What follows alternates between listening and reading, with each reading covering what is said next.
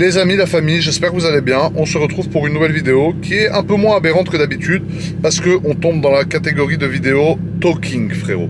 Talking, c'est-à-dire que dans cette vidéo, je vais vous expliquer, je vais clarifier quelque chose, quelques sujets entre guillemets à mon égard, et je vais également répondre à certaines questions que vous m'avez posées, que j'estime sont des questions très intéressantes et qui donnent de la matière à répondre. Donc dans cette vidéo, premièrement, n'oublie pas de poser ton petit like qui fait toujours plaisir, frérot. N'oublie pas de t'abonner à la chaîne. Je sais qu'on n'est pas dans la review de voiture, mais voilà, des fois il faut changer aussi de thème, frérot. Et aujourd'hui le thème, ça va être la discussion avec vous, comme j'aime tellement faire de temps en temps, frérot, pour faire un petit point. Alors ce qui est drôle, c'est que sur Instagram, tu vois, j'avais fait un petit sondage dans lequel je disais aux gens, posez-moi une question, tu vois, pose-moi une question. Alors c'est vrai que c'est souvent les mêmes questions qui reviennent, je vous mens pas, mais cette année, frérot, on a eu de l'innovation, il y a eu des questions un peu différentes, mais c'est vrai que les questions qui reviennent éternellement, et c'est normal, je peux le comprendre, sont comment tu gagnes de l'argent, comment tu t'achètes toutes ces voitures, comment tu t'achètes toutes ces montres, comment tu as fait pour en arriver là, etc. Et moi, c'est vrai que ça, c'est un sujet, comme j'ai pu dire déjà dans plusieurs vidéos, ça m'a jamais vraiment intéressé en fait de répondre à ce genre de questions, parce que si tu veux, moi j'estime que je fais des vidéos de voitures. C'est-à-dire, c'est comme si tu vois par exemple Dominique Chapat, quelqu'un que je respecte beaucoup, on lui demande comment il fait à avoir de l'argent. Alors, c'est une question qui peut être posée, mais si tu veux, voilà, lui, il est là pour les voitures. Son métier, entre guillemets, c'est l'automobile. Moi, c'est un peu différent, parce que certes, je suis pas un journaliste, mais c'est vrai qu'à la base, en prenant la décision et le choix de me mettre sur les réseaux sociaux, de commencer à faire des vidéos sur Internet, etc., le but n'était pas de me positionner en tant que mentor. Alors, je m'explique pourquoi. Je sais que si j'étais un mentor, entre guillemets, je pourrais jouer avec l'espoir des gens et je pourrais me faire des couilles en or. Comme j'avais pu le dire précédemment, tous les pseudo-mentors d'internet, les mecs qui font des citations, des discours, des machins, se mettent à vendre des formations, etc. Ce que je ne critique pas. Parce que moi, je déteste critiquer les gens sur internet, je déteste critiquer tout le monde, je suis anti-clash sur internet. Si un mec me clash, je ne réponds pas, même si je vois, il n'y a pas de problème, j'ai envie d'être tranquille, moi je suis là pour faire des voitures. Cependant, il y a beaucoup de gens, si tu veux, dès qu'ils ont fait 2-3 euros, ou même plus, il y en a qui ont fait des millions, des milliards, et félicitations à eux, mais t'en as aussi, dès qu'ils ont fait un petit truc, ils essayent de cloquer des formations à tout le monde, de vendre des formations, de dire oui, j'ai fait ci, j'ai fait ça, vous devez faire ci, vous devez faire ça, ils font des conférences, des machins, alors que les mecs, si tu veux, c'est comme un mur en placo, frérot. Tu sais, dans une maison, t'as des murs porteurs très solides, et tu as des murs en placo. Un mur en placo, il est épais comme ça. C'est-à-dire quand tu le vois à première vue de l'extérieur, tu as l'impression que c'est un mur qui est très solide. Mais au final, il s'avère que c'est un mur en placo. Un mur en placo, ben, c'est pas super solide, tu vois. Et tu as beaucoup de gens comme ça qui se sont mis donc à apparaître, à vendre des formations. Oui, pour être riche, pour réussir financièrement, pour t'épanouir financièrement, tu dois faire ça, tu dois faire ça, tu dois faire ça, etc. Moi, si tu veux, ça fait quasiment 10 ans maintenant que je suis sur les réseaux sociaux, et ça fait 10 ans que mon discours n'a pas changé. C'est-à-dire que mon discours, c'est je parle de voiture, je m'y connais en voiture, je m'y connais en montre, c'est vrai que j'ai parlé de montre à un moment et je vais peut-être en reparler, mais je parle de voiture. Après, je peux comprendre cette curiosité qu'il y a, si tu veux, autour du comment il a fait, comment il a ça, comment le mec il a des montres, il a autant de montres, il a autant de voitures, etc. Je peux comprendre parce que la curiosité chez l'être humain, c'est quelque chose qui est tout à fait normal. Même moi, des fois, je suis curieux et il y a des gens, je me demande comment ils ont fait parce que ça m'intéresse, parce que, etc. Mais il y a une chose que j'aimerais expliquer. Parce que je ne veux surtout pas être pris en exemple, ni par les plus jeunes, parce que je sais qu'il y a beaucoup de jeunes qui regardent mes vidéos, et je crois souvent des parents, du coup, de personnes jeunes comme ça qui regardent mes vidéos, qui me disent mes enfants regardent vos vidéos, machin, bravo pour ce que vous faites, etc. Mais je veux dire surtout à ces jeunes-là, que si tu veux dans la vie, il n'y a pas d'exemple à suivre, il n'y a pas d'exemple type à suivre. C'est-à-dire un mec comme moi, bon, j'ai fait mon petit bonhomme de chemin, alors je vais pas dire que j'ai réussi, parce que vous connaissez ma définition de la réussite, mais je me suis démerdé, voilà, moi je me considère comme un démerdard, je me considère pas comme un exemple, je me considère pas comme un mec qui a tout pété, qui a tout niqué dans la vie, qui a tout réussi, je me considère comme un mec qui s'est débrouillé, qui a fait un chemin quand même sympathique, c'est vrai, je suis content du chemin que j'ai fait, je suis content de là où j'en suis aujourd'hui, je suis content de pouvoir me faire plaisir, de pouvoir faire plaisir à certaines personnes que je porte vraiment dans mon cœur, etc. Voilà, c'est vrai que c'est super sympa et tout. Mais il y a plusieurs chemins différents pour en arriver là, tu vois. T'as des gens qui vont réussir, je sais pas, dans les espaces verts. T'as des gens qui vont réussir, je sais pas, dans les énergies renouvelables. Et un mec qui est fort dans les énergies renouvelables, par exemple, si tu le mets dans l'automobile, il va être nul. Par exemple, moi, dans ce que je fais, alors je vais pas dire que je suis fort, parce que j'ai pas la prétention de m'auto-proclamer fort, mais je suis un débrouillard, tu vois. C'est-à-dire, franchement, je me débrouille. Je vais pas me plaindre, je me débrouille super bien et tout. Mais si tu me mets dans autre chose, par exemple que toi, qui est en train de regarder cette vidéo et en train de faire, je serai sûrement nul. Parce qu'on ne peut pas être bon partout. En général, on a un domaine de prédilection dans lequel vraiment on va pouvoir exceller. Et c'est ce domaine-là sur lequel il faut miser, tu vois. Et c'est pour ça que je dis, ça ne servirait à rien que je dise comment j'ai fait, parce que du coup, ça voudrait dire qu'il y a certaines personnes qui vont essayer de faire comme moi, alors que leur domaine de prédilection à eux n'est pas là-dedans du tout. Voilà. Après, dans la vie, c'est vrai, tu vois, je vais pas vous mentir, qu'il y a toujours un moment, alors pas toujours justement, tu as des gens qui ont cette chance, entre guillemets. Moi, il y a un moment dans ma vie où j'ai eu une chance que j'ai su saisir, tu vois. Et cette chance-là, qui au début était un tout petit truc comme ça, je l'ai attrapée. Et j'en ai fait quelque chose qui aujourd'hui a beaucoup pris de l'ampleur. Parce qu'à l'époque, c'est vrai que, contrairement à ce que beaucoup de gens disent, j'étais pas destiné du tout à être là où je suis, entre guillemets, aujourd'hui. Contrairement à ce que beaucoup de gens disent sur Internet, je ne suis pas issu d'une famille de personnes qui sont milliardaires ou multimillionnaires ou même très aisées. On était voilà, une famille normale, entre guillemets, un ménage moyen. Et c'est vrai que ça me fait rire quand je vois des gens qui disent « Ouais, non, mais lui, je le connais. Son père, il a fait le canal de Suez. Son père, c'est un armateur. Son père, c'est un vendeur d'armes. » Ce qui est totalement faux.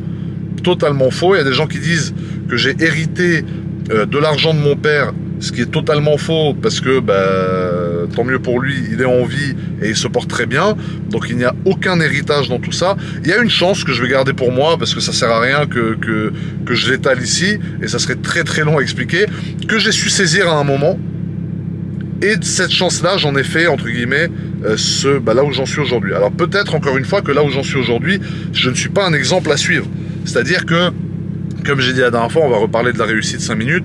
Tu as la réussite financière, tu as la réussite sociale, tu as la réussite familiale, tu as la réussite sentimentale, tu as la réussite d'être respecté par les gens, pas craint, parce que craint c'est nul, d'être craint par les gens c'est nul, mais d'être respecté parce que tu fais des choses bien dans la vie. Tu as plein de réussites, c'est ça que je me tue à dire à chaque fois, c'est ça que j'ai dit la dernière fois. C'est vrai que la réussite financière, c'est la réussite qui fait le plus parler, parce que c'est celle qui se voit le plus. Tu vois un mec arriver en Bugatti Chiron avec une RM à 2 millions au poignet, tu te dis, waouh, il a de l'argent, tu vois, donc ça se voit. Mais moi, je pense à tous ces gens, par exemple, c'est vrai que je prends souvent l'exemple, tu vois, et dites-moi dans les commentaires ce que vous en pensez, c'est un peu une vidéo philosophique aujourd'hui. Quand tu prends un chirurgien ou un médecin urgentiste, voilà. Alors les pompiers et tout, évidemment, respect, et c'est, j'ai pas pris l'exemple des pompiers, alors j'aurais très bien pu le prendre parce que c'est la même chose. Je prends les chirurgiens, les médecins urgentistes. Alors certes, ils gagnent relativement bien leur vie, mais t'as des mecs qui foutent rien de leurs 10 doigts, bah, comme moi quasiment en l'occurrence, que moi je suis un petit démerdard, je me mets sur un coup ou deux et je prends mon billet là où je peux le prendre. Mais t'as des gens comme les médecins urgentistes, des chirurgiens, des gens qui sauvent des vies, qui t'ouvrent le buste en deux, frérot, qui te sortent le cœur, qui te mettent une machine dans le cœur, qui te le refont partir, les mecs qui te ressuscitent, qui ne gagnent pas tellement d'argent que ça. Parce que eux, leur motivation principale n'est pas l'argent, par exemple, tu vois.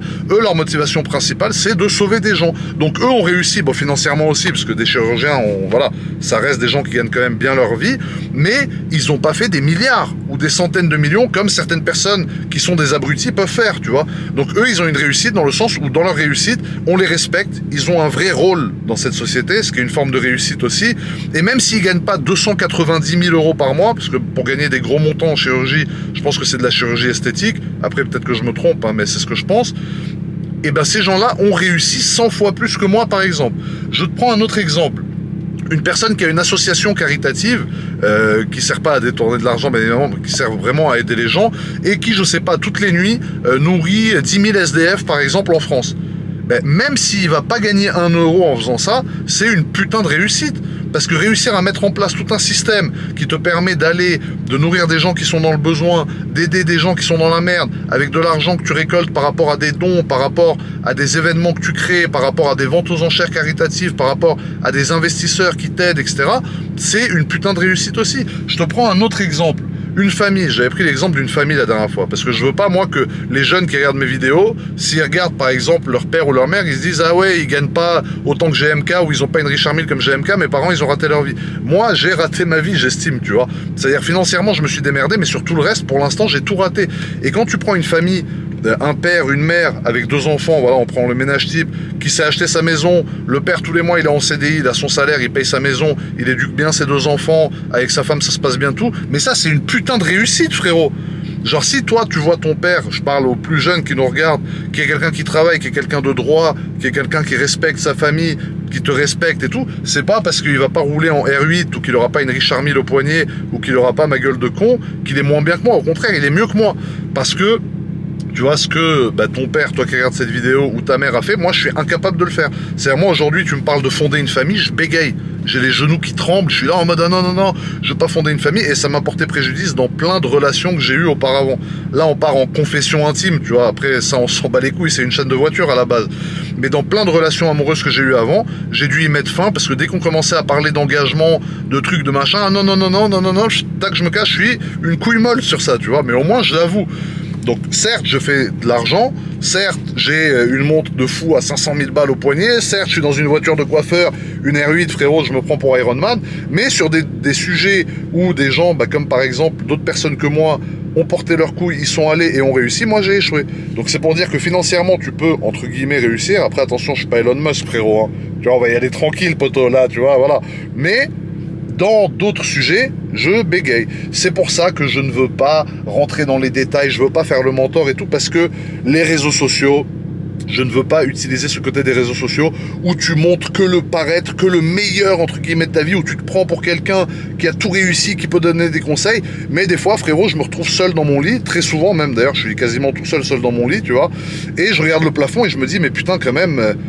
vivre ma vie pour au final juste penser à faire ça, faire de l'argent, kiffer, m'acheter des trucs, est-ce que au final c'est vraiment ça la vie, tu vois? Après je suis très content, je me plains pas, je veux pas me mettre la poisse, grâce à Dieu, grâce à tout ce que j'ai fait aussi, j'ai réussi à en arriver là et je suis très heureux.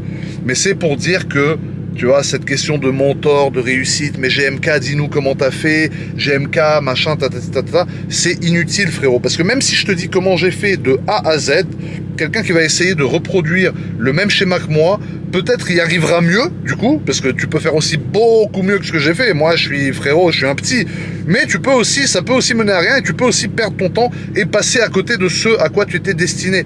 Moi, je pense que dans la vie, il faut aussi croire un peu, entre guillemets, après ça, c'est les croyances de chacun, mais au destin, et aller là où la vie te mène un peu pour voir. Moi, j'ai eu une chance, j'ai su la saisir, et de cette chance, je suis passé à autre chose, et tac, tac, tac, tac, comme une partie de tennis, frérot. La balle, elle est partie, elle est revenue, elle est partie, elle est revenue, et plus elle partait, plus elle revenait, plus elle a grossi. Après, il y a aussi le facteur chance, parce que j'ai eu beaucoup de chance, que j'ai entrepris pas mal de choses qui se sont bien passées. T'as des gens qui méritent peut-être beaucoup plus que moi, qui entreprennent des choses, et au final, ces choses-là, c'est un échec où ils font faillite, ils doivent repartir de zéro, machin. Moi, je suis parti de zéro, mais j'ai jamais dû repartir de zéro. Et je sais pas si j'aurais le courage de le faire. Tandis qu'il y a des gens qui ont fait faillite 50 fois dans leur vie, et à chaque fois, ils sont remontés, tu vois. Donc, encore une fois, peut-être que sur ça, même, je suis une couille molle, tu vois. Donc, c'est pour ça que je tenais à dire ça, parce que, carrément, j'en parle dans une vidéo YouTube, frérot. Tu te rends compte, je consacre une vidéo YouTube à ça parce que je me rends compte aujourd'hui, grâce à vous, que je suis de plus en plus suivi. Je sais qu'il y a des jeunes, je sais qu'il y a des adultes. Il y a beaucoup de parents qui me parlent parce qu'ils regardent mes vidéos en famille et qui me disent merci parce que, tu vois, tu mets les réalités, entre guillemets, tu vois. Je sais que le but, c'est juste sur les réseaux sociaux de montrer le meilleur, je pourrais faire bluff, la success story. Ouais, alors frérot, moi j'ai fait ça, ce jour-là j'ai pris 10 millions, ce jour-là j'ai pris 15 millions, je peux sortir des montants, machin, faire rêver les gens. Mais les gens qui font ça, c'est de la merde. Parce qu'un mec qui peut faire même 150 millions dans un mois, peut-être qu'il va rentrer seul chez lui, se branler, frérot, et qu'il est triste et qu'il pleure tous les soirs. Mais dès qu'il met sa caméra, ouais, moi j'ai fait ci, moi j'ai fait ça, moi j'ai fait ci. Et il va laisser croire aux gens que eux ont raté leur vie, alors que eux, s'il faut, l'ont beaucoup mieux réussi que lui. C'est pour ça que c'est trop important dans cette société aujourd'hui, tu vois, de vraiment remettre les bases et de vraiment rappeler aux gens, rappeler aux enfants qui voient leurs parents travailler dur, réussir à s'acheter leur maison, prendre soin de leurs femmes, prendre soin de leurs grands-parents, prendre soin de leurs parents, prendre soin de leur famille, que c'est vraiment ça qui est important dans une vie et c'est ça qui mérite le respect. Faire de l'argent aujourd'hui, alors ça accorde un respect qui est complètement factice parce que moi je déteste, moi je déteste voir des gens qui sont blindés, qui s'attendent à ce qu'on leur lèche le cul juste parce qu'ils sont blindés. Moi je lèche le cul de certaines personnes sur Terre parce qu'ils ont accompli des trucs de fou. Un mec qui a fait 100 milliards, tu me le présentes, je vais dire salut frérot, comme j'aurais dit salut à un mec qui a fait 100 € dans sa vie, tu vois. Parce que faire de l'argent, pour moi, ce n'est pas ce qui apporte du respect à quelqu'un. Ce qui apporte du respect à quelqu'un, c'est un mec qui a fait de l'argent, qui en fait quelque chose de bien et qui est resté lui-même, et surtout qui prend soin des autres, qui respecte tout le monde, peu importe comment. Si tu me présentes un mec, tu me dis ouais, lui il a fait 100 milliards et que le mec il se la raconte pas, il est low-key, il est en mode modeste, cool, il check, je vois qu'il parle bien aux serveurs dans les restaurants, je vois qu'il parle... Mais moi le mec, là je le respecte. Là du coup je me dis, lui c'est un exemple, tu vois, c'est un modèle. Mais aujourd'hui, moi je vois trop de gens, dès qu'ils ont fait 100 €, ils se sentent plus pissés, ils parlent mal aux serveurs dans les restaurants, ils parlent mal aux voituriers, ils appellent les serveurs en claquant des doigts comme ça. Ça, je peux pas. Tu vois, c'est pour ça que je refuse de rentrer dans ce système d'exposition qui te fait croire que t'es quelqu'un, qui te fait croire que t'es quelqu'un de super important, quelqu'un de plus important qu'un autre.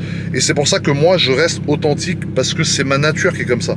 Je suis comme ça, tu vois. Je ne peux que rester authentique. Je peux pas être là, machin, me penser, ouais, alors mec, t'as vu, tu fais ça. Si tu veux réussir comme moi, tu fais ça, t'inquiète et tout. Donc c'est pour ça que je ne suis jamais rentré dans ce détail-là, ni dans ce sujet. Et voilà, tu vois, c'est pas plus compliqué que ça. Ça fait 15 minutes déjà que je parle uniquement du même sujet alors qu'on a encore d'autres petites questions à répondre. Mais voilà, c'était super important de clarifier ça. Le respect n'est pas dû seulement aux gens qui ont su faire de l'argent. Moi, je respecte énormément des gens qui ont très peu dans leur vie, qui ont très peu de moyens et pourtant ils ont des putains de grosses couilles, hein, excuse-moi du terme. Et eux, je les respecte parce que c'est des bonhommes, tu vois. Et être un bonhomme, ça veut pas dire casser la gueule de tout le monde. Ça veut dire prendre la vie, affronter les problèmes de la vie, se relever, tenir ta famille avec toi et tout. Pour moi, être un bonhomme, c'est ça, tu vois. Donc voilà, au niveau de ce qui est la réussite, l'argent, etc. Moi, tout ce que je peux dire, c'est que j'ai eu une chance. Parce que je vais pas te mentir, quand tu pars de zéro, tu restes à zéro. Il faut qu'à un moment, tu saches qu'une chance se présente à toi et que tu l'attrapes, tu vois. Moi, j'ai eu une chance, mais quand je te dis une chance, c'est pas que j'ai gagné 100 000 € au loto, frérot. J'ai eu une chance sur un montant bien plus inférieur que ça. Et j'ai su la saisir.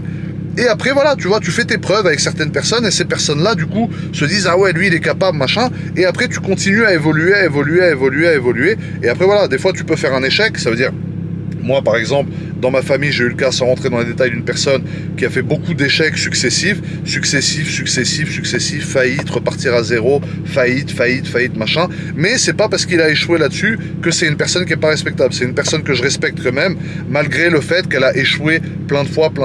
Donc l'échec, tu vois, n'est pas non plus un facteur qui fait que tu perds ton prestige ou quoi que ce soit, tu vois. C'est hyper important de savoir ça aussi, frérot. Ensuite, pour passer un peu aux questions que vous m'avez posées, la première question c'est: quelle est la chose dont tu es le plus fier aujourd'hui? La chose dont je suis le plus fier aujourd'hui, c'est que j'ai réussi, entre guillemets, dans ma vie à faire plusieurs choses. Premièrement, je peux aujourd'hui prendre soin vraiment de ma famille et les mettre à l'abri à tous les niveaux. C'est-à-dire que je sais que demain, peu importe qu'il y a un problème dans ma famille, je peux le prendre, le mettre sur mes épaules et l'assumer à 100%, que ce soit financièrement, que ce soit socialement, que ce soit tout ça. Et ça, c'est vrai que malgré tout, c'est quelque chose dont je suis fier. La deuxième chose dont je suis fier, c'est d'avoir une communauté comme j'ai avec vous, de pouvoir partager ma passion, de pouvoir kiffer avec vous, de pouvoir avoir des vidéos, justement des discussions comme on est en train d'avoir maintenant. C'est juste une caméra, genre là en face de moi j'ai une putain de caméra, mais genre il y a des millions de personnes, tu vois, qui à travers cette caméra vont vivre des expériences avec moi, ressentir certains feelings avec moi, etc.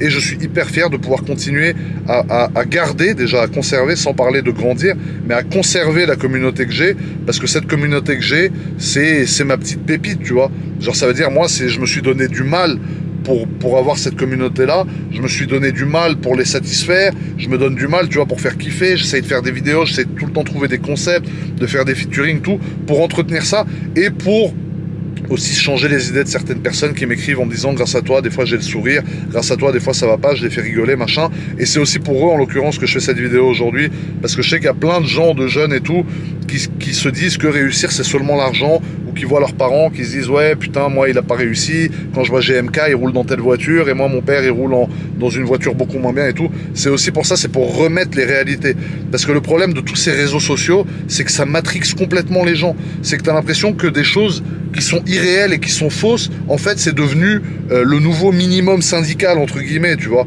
C'est pas parce qu'on voit des mecs rouler en chiron partout sur internet et raconter des histoires entre guillemets toute la journée en mode ouais machin, ou même sans raconter d'histoire, que les gens ont plein de problèmes aussi. Et sur les réseaux sociaux, rappelle-toi bien d'une chose: tout le monde ne te montre que le meilleur.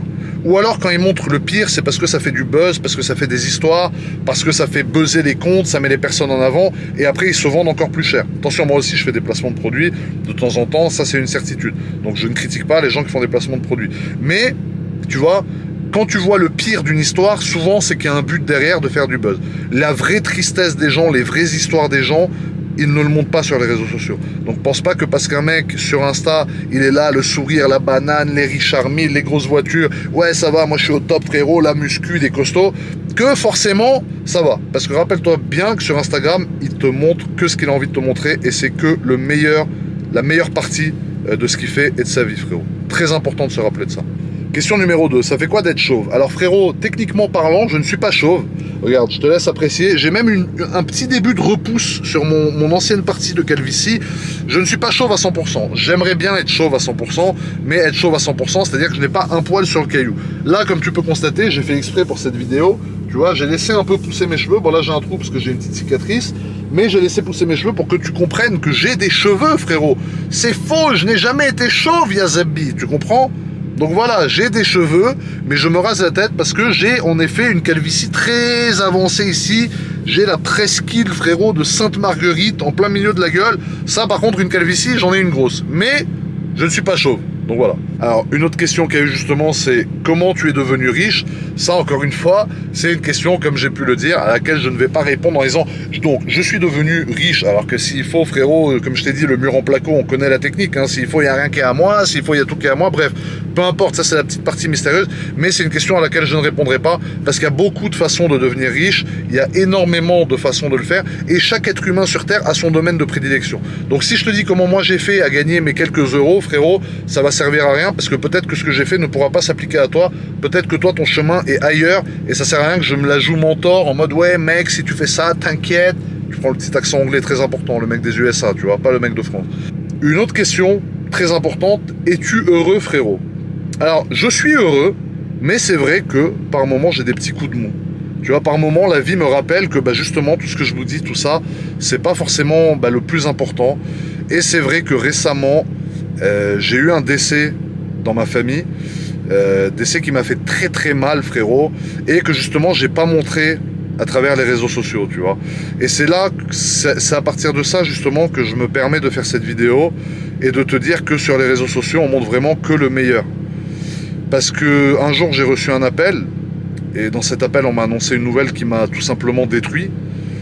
Malgré tout, avec les gens, avec tout le monde, tu vois, tu vois, rien que d'en parler, ça commence à me perturber, parce que j'aime pas aller sur ces terrains-là face à une caméra d'habitude, mais j'ai continué à sourire comme si de rien n'était. Donc mes proches l'ont su aussi dans tous les cas, donc eux ont très bien vu qu'il y a eu une petite dégradation, entre guillemets, dans mon état d'esprit pendant quelques temps quand même.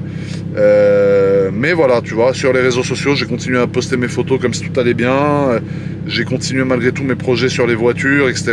Et vous n'avez rien vu, parce qu'il n'y a pas une personne qui m'a dit « Mais comment ça se fait? T'as l'air de pas aller bien, machin. » Personne n'a rien senti. Et encore une fois, ça c'est la preuve que sur les réseaux sociaux, tu ne montres que le meilleur et tu ne montres que ce que tu veux montrer surtout, frérot. C'est-à-dire que j'aurais très bien pu montrer ça. J'aurais très bien pu poster une photo où je suis en train de chialer ou une vidéo où je suis en train de chialer et être pas bien, dire je suis pas bien à cause de ça, ça, et tout le monde l'aurait su. Mais je ne l'ai pas fait. Pourquoi? Parce que j'ai voulu seulement montrer le meilleur. J'ai seulement voulu montrer la façade de la montagne, entre guillemets, où tout va bien aux gens qui me suivent. Et c'est uniquement ça que j'ai montré. Et tu vois, malgré le fait que j'ai perdu quelqu'un qui était comme un père pour moi, tu vois, c'est horrible de dire ça là en vidéo, mais c'est la réalité. Et même moi, je réalise toujours pas. J'ai continué à poster comme si tout allait bien, tout allait bien, tout allait bien. C'est pour ça que je vous dis, s'il vous plaît, surtout les plus jeunes qui regardent, les frangins, ne pensez pas que ça va toujours bien pour les influenceurs ou pour les gens sur Instagram et que pour vous, il y a des problèmes que eux n'ont pas et tout. Je vous jure que c'est vraiment, on est pareil. Enfin, les influenceurs et les autres, entre guillemets, les personnes qui ne sont pas influenceurs ou qui ne sont pas présents sur les réseaux sociaux, sont les mêmes. On a tous des décès dans nos familles, on a tous des proches qui sont touchés par la maladie, on a tous des trucs, voilà. Après, il y en a qui vivent vraiment des choses horribles et je suis de tout cœur avec eux. Je suis pas en train de me plaindre parce que j'ai eu un décès dans ma famille, je me plaindrai jamais pour ça parce que c'est arrivé à des gens qui en ont beaucoup souffert aussi. Mais la réalité, c'est que voilà, ce sont des choses qui arrivent aussi à tout le monde et que si on les montre pas, c'est parce qu'on ne veut pas les montrer. Alors, on a une autre question maintenant. Est-ce qu'il y a des voitures que je regrette d'avoir vendues? Franchement non, parce qu'à chaque fois que j'ai vendu une voiture, c'était pour la remplacer par une autre que j'aimais plus. C'est vrai que j'ai eu un petit pincement au cœur quand j'ai vendu ma RS6, la C7. J'ai eu un petit pincement au cœur quand j'ai vendu ma M4 compétition, c'était une M3 du coup, pardon, ma M3 compétition bleue, mais à chaque fois c'était pour passer sur des modèles qui me plaisaient plus et qui me correspondaient plus. Donc non, franchement frérot, à ce niveau-là, aucun regret mon ami. Alors, est-ce que je fais des crédits? Je peux répondre à cette question. Je fais aucun crédit pour tout ce qui est voiture, montre, etc. La seule chose pour laquelle je peux faire des crédits, c'est pour des investissements éventuellement immobiliers. Après, je vais pas rentrer dans le détail, mais c'est vrai qu'en faisant du crédit, bah, tu peux t'enrichir en fait en t'endettant. C'est assez bizarre dit comme ça, mais surtout dans l'immobilier, tu as quelque chose qu'on appelle l'investissement locatif. Et l'investissement locatif, qu'est-ce que c'est? C'est que tu achètes des appartements. Moi, en l'occurrence, bah, j'en finance, voilà. Ça me gêne de parler de ça parce que j'aime pas en fait parler de business, mais bon là je vais répondre à cette question quand même.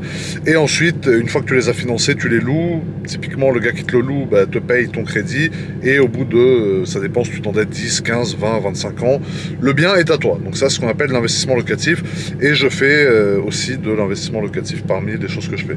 Bref, sujet clos, on passe à autre chose.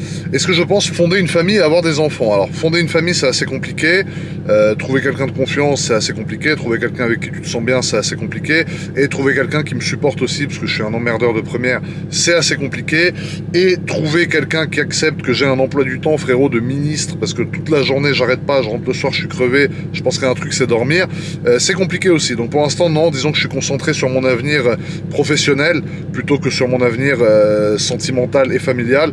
On en revient à ce que je vous disais tout à l'heure, on peut pas tout réussir si on considère que j'ai réussi financièrement parce que ça voilà ça reste à voir, mais en tout cas on peut pas réussir à tous les niveaux. Faut choisir sa voie, faut y aller. Pour l'instant, moi, j'ai pas choisi de ni fonder une famille, ni trouver quelqu'un, parce que je suis trop concentré dans mon travail, dans ce que je fais. Donc, c'est un non, frérot. Voilà. Alors, on a une autre raison qui me dit, imagine que tu es obligé d'arrêter YouTube, qu'est-ce que tu fais? Au niveau de ma satisfaction personnelle, ça me briserait le cœur d'arrêter YouTube, parce que j'adore partager avec vous, j'adore poster du contenu pour vous, j'adore avoir vos retours dans les commentaires, voir ce que vous en pensez, j'adore des fois motiver certaines personnes sans avoir la prétention d'être un mentor, attention, j'adore redonner le sourire à certaines personnes, etc. Après, ça, c'est pour le côté sentimental de la chose. Pour le côté financier, je peux me permettre d'arrêter YouTube. C'est vrai que YouTube, Instagram, les réseaux sociaux rapportent beaucoup d'argent, mais je peux me permettre d'arrêter parce que mon revenu principal, mon activité principale est ailleurs. Donc au niveau uniquement financier, je peux tout à fait me le permettre, même s'il y aura une différence pour être honnête avec vous, parce que c'est vrai que les réseaux sociaux, ça rapporte et ça c'est connu, tout le monde le sait.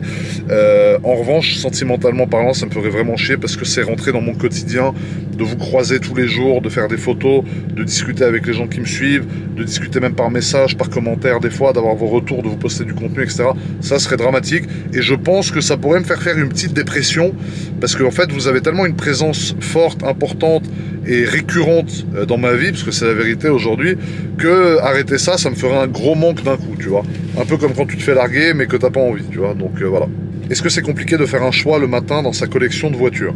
Alors, ça dépend de ce que je vais faire. Disons que le week-end, je vais plutôt avoir tendance à rouler en R8, en SF90, dans des voitures sportives pour me faire un petit plaisir, frérot, et pour faire du tuning. Et la semaine, je vais plutôt être en Urus, RS6 ABT, etc.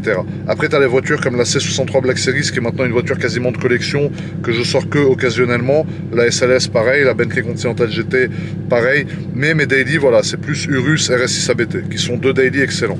Après, si un jour il pleut, par exemple, je vais m'orienter vers un Urus, RS6 ABT, SF90, que c'est des véhicules 4 roues motrices. S'il fait beau, je vais me chauffer, je vais prendre une voiture propulsion. Ça dépend du temps, ça dépend de la température. S'il fait beau, je peux prendre la SLS, frérot, parce que c'est en cabriolet. Voilà, tu vois. Ça dépend vraiment de toute la tournure de la journée. Mais si j'ai des rendez-vous professionnels, frérot, et que j'arrive en SLS Roadster avec une clope à la bouche, ça peut jeter un froid. Donc je vais arriver plutôt à un RS6 ABT, qui est un véhicule plus daily, plus du mec, qui en a moins rien à foutre de tout ce qui se passe autour, tu vois. D'où te vient la passion pour l'automobile? La passion pour l'automobile, je pense que comme toutes les passions, tu nais avec une base et après tu peux la développer ou alors la détruire. Après, une passion, si vraiment c'est fort, restera toujours ancrée en toi. Par exemple, voilà, moi je me rappelle que depuis que je suis petit, à l'époque je regardais Turbo avec Dominique, le frangin, dédicace à toi frérot. Et voilà, tu vois, genre quand je voyais Dominique Chapat sur Turbo, c'était un truc de ouf, genre je voyais les nouvelles voitures, j'étais en mode waouh, machin, et j'avais cette fibre automobile qui m'excitait, comme vous peut-être quand vous voyez des voitures que vous aimez bien, ou des émissions sur des voitures que vous aimez bien, vous ressentez cette petite flamme au fond de vous, moi j'avais la même chose. Et c'est ça que j'adore avec la passion de la voiture, c'est que ça réunit tout le monde. C'est comme le foot, il n'y a pas de milliardaires, millionnaires, machin, enfin il y en a, mais t'as compris, on est tous pareils, on est tous réunis autour de la même chose. Il n'y a pas d'âge, c'est-à-dire que dans la rue, je peux croiser quelqu'un de 10 ans ou quelqu'un de 90 ans, il y a la même passion, et la passion, en fait, ça n'a aucun critère. c'est quelque chose qui peut toucher tout le monde. Et c'est ça que j'adore, tu vois. Aberrant. Est-ce que tu es content de ta communauté ou pas? Alors, question très sympa, très importante. Je suis extrêmement content, fier et heureux d'avoir la communauté que j'ai. Pourquoi? Parce que j'estime que j'ai une communauté qui est adorable. Il n'y a jamais d'attaque. Je reçois très peu de mauvais messages. Quand il y a des critiques, c'est toujours des critiques constructives, c'est limite bienveillant de votre part. C'est-à-dire des fois je fais une erreur, il y a quelqu'un qui me met un commentaire, ou des fois je dis quelque chose de déplacé, il y a quelqu'un qui me le rappelle, mais dans une intention bienveillante. Et c'est ça que j'adore, c'est ça qui est magnifique, c'est qu'il n'y a jamais eu de vice. Quand je croise les gens dans la rue, vous, la famille, les frangins, c'est toujours bienveillant. Salut frérot, comment ça va? Est-ce que ça t'embête si on fait une photo? Moi, c'est toujours bienveillant pareil. C'est direct, je mets les gens à l'aise parce que c'est la famille. Et je suis super content d'avoir la communauté que j'ai. Franchement, je pense que je suis un des mecs qui a la meilleure communauté parce que je sais pas pourquoi. Je sais pas si c'est grâce à moi, à cause de moi, je sais pas. Mais en tout cas, j'adore la communauté que j'ai. C'est que des gens gentils, adorables. Et à chaque fois, ça s'est bien passé. Et voilà. Franchement, merci à vous d'être là, la famille, parce que vous changez malgré tout le cours de ma vie, vous m'apportez beaucoup de satisfaction, les frangins.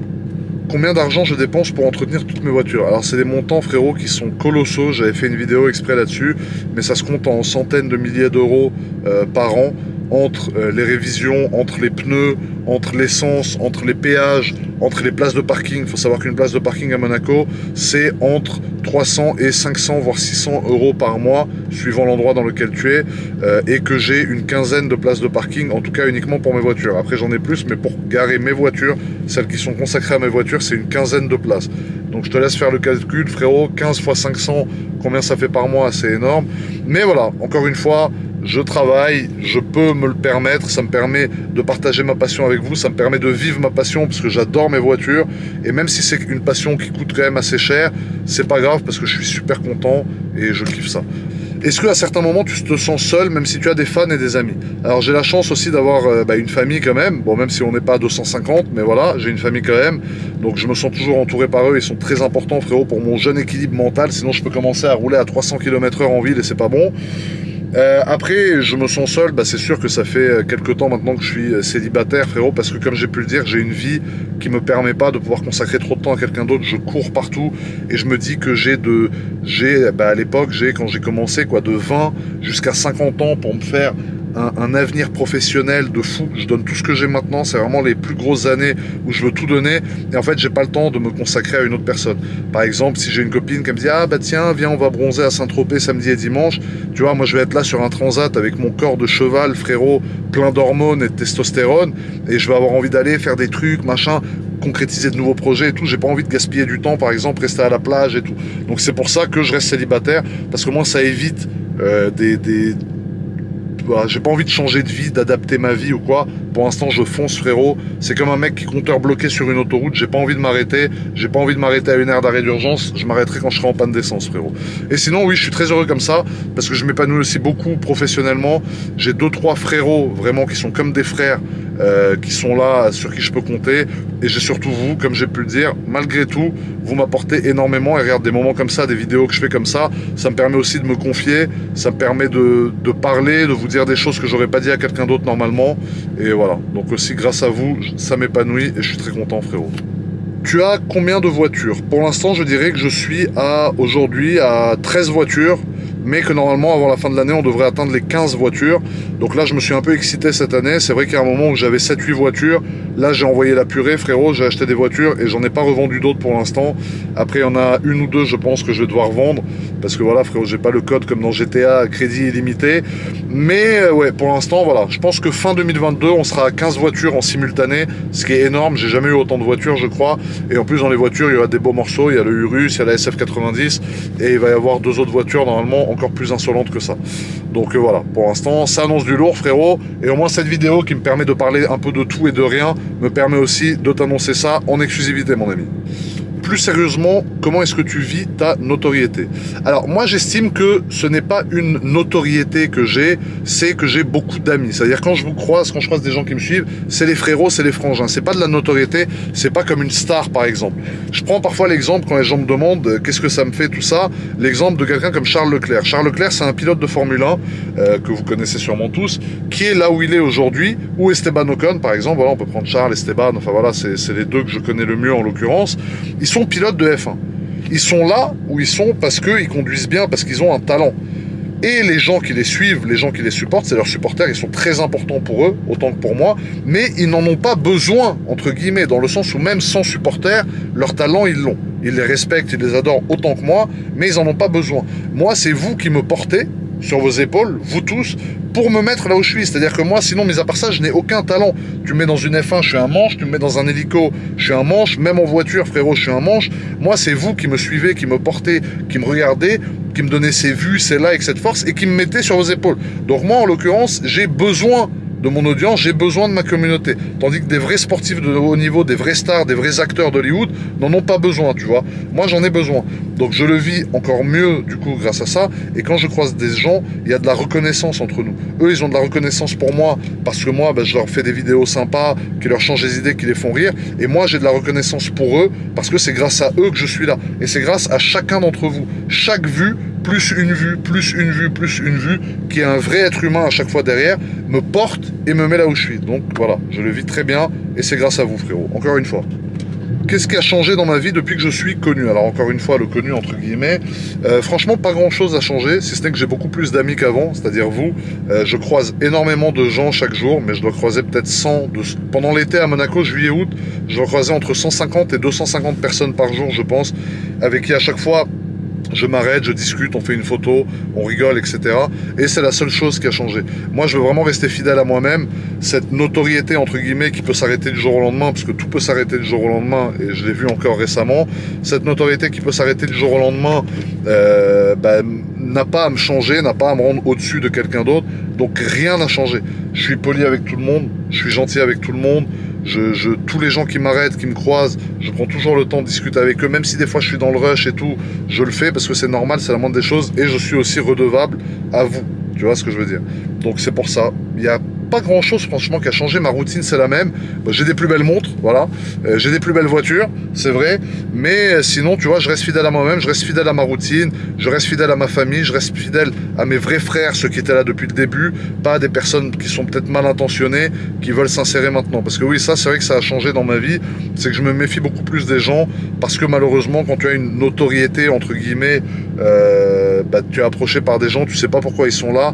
Donc c'est vrai que je me suis un peu coupé des nouveaux amis, tu sais, qui veulent arriver comme ça du jour au lendemain, ils ne te calculaient pas avant, et depuis que tu as réussi, entre guillemets encore une fois, mais depuis que tu as réussi quelque chose, voilà, ils sont là, frérot, machin, alors qu'avant ils te croisaient, ils ne te calculaient pas, tu vois.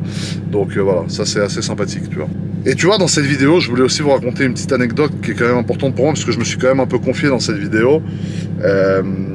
Quand j'étais plus jeune, bon, alors j'ai passé une partie de mon adolescence à Monaco, après je suis allé ailleurs en France sans rentrer dans les détails forcément, mais il y a une partie de mon adolescence où j'étais à Monaco, tu vois.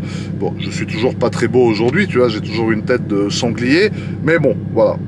Et à l'époque, si tu veux, je crois que j'avais 14 ou 15 ans, ou 16 ans même, je m'habillais, tu sais, avec les gros ensembles Jordan, j'étais un peu gros, parce que c'est une époque de ma vie où j'étais pas forcément très bien, donc j'étais gros, grassouillé et tout, et j'étais dans un endroit de Monaco, et il y a un gars de Monaco qui est passé, un adulte, hein, un monsieur de 55 ans, tu vois, c'est ça qui est désolant dans cette histoire, qui m'a regardé et qui a dit à sa femme en me regardant, quelqu'un que je recroise aujourd'hui, d'ailleurs je vais te raconter justement, c'est drôle, qui regarde sa femme et qui dit oui, tu vois, on voyait pas des gens comme lui avant à Monaco, tu vois, en me pointant du doigt à 1 mètre de moi, il savait que je l'entendais, tu vois. Et moi, ça, c'est typiquement la personne que j'ai pas envie d'être. C'est-à-dire, moi, quand je vois un jeune qui est peut-être pas très beau, un peu grassouillé, tu vois qu'il est pas très bien dans sa peau parce qu'il a pas le style vestimentaire qui colle, tu vois, j'étais en débardeur avec un espèce de short un peu chelou, tu vois. Et le gars, au lieu de rabaisser, tu vois, moi, ce que je ferais, c'est que ce gars-là, je vais le voir, je le check, ça va, frangin, machin, tu sais, je vais à son contact, j'essaie de lui donner un peu confiance en lui, tu vois. Et c'est vraiment ce genre de personne-là que j'ai pas envie d'être, tu vois. Et ce qui est drôle, c'est que, bah, du coup, quelques années après, frérot, j'ai recroisé avec une montre à 2 millions d'euros au poignet et une voiture à 700 000 euros, et que je suis descendu et que lui, il était à pied avec ses chaussures, tu vois. Donc bon, être à pied avec tes chaussures, c'est pas une honte du tout, au contraire, mais quand t'es quelqu'un qui rabaisse ses autres, essaye au moins, voilà.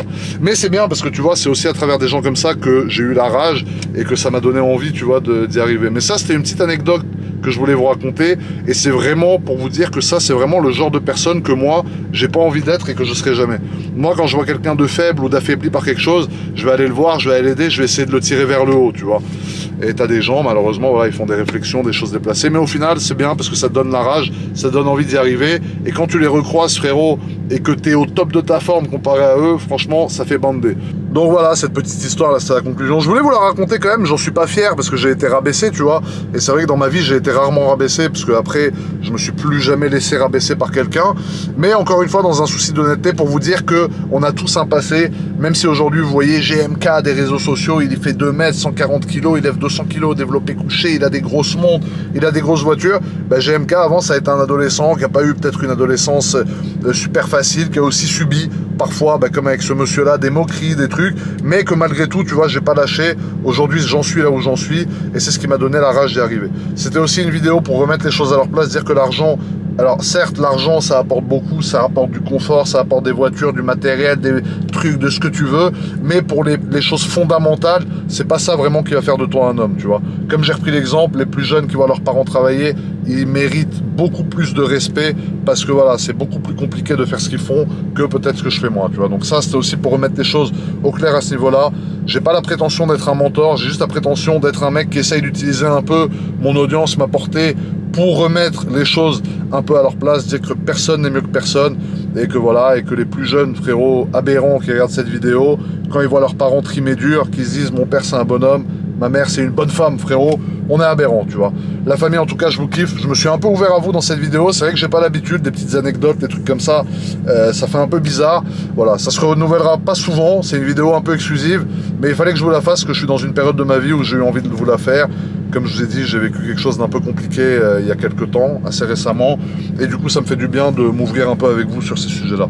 Je vous embrasse en tout cas, prenez soin de vous. À très vite pour une nouvelle vidéo. Et je vous kiffe la famille. Merci beaucoup, beaucoup, beaucoup, beaucoup. Ciao les frangins.